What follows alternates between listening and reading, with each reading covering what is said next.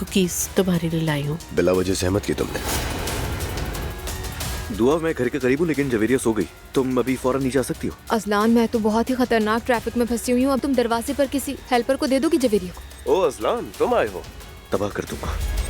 आज के बाद दुआ को तकलीफ हुई, मैं इसी बाग में तुम्हें दफन करूंगा। शारिक, देखो मेरा अजलान से कोई ताल्लुक नहीं है। अजलान ने ऐसा क्यों किया है? मुझे तो ये समझ ही नहीं आ रहा है। वो तुमसे मोहब्बत करता है इसलिए।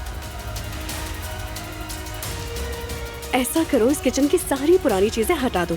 अब से घर में खाने का मेन्यू, इंतजामात, इन सबको मैं देखूंगी। ये सारे बर्तन किसने तब्दील करवाए? मैंने तब्दील करवाए हैं अम्मी जान। इतनी भी तेजी मत दिखाओ प्लीज। अगर अम्मी को बुरा लग गया तो वो तुम्हारे सामने पैसों से खरीदा हुआ कोई नया रिश्ता खड़ा कर देंगी। तुमने मेरी नेकियों का आज बहुत अच्छा सिला दिया मुझे।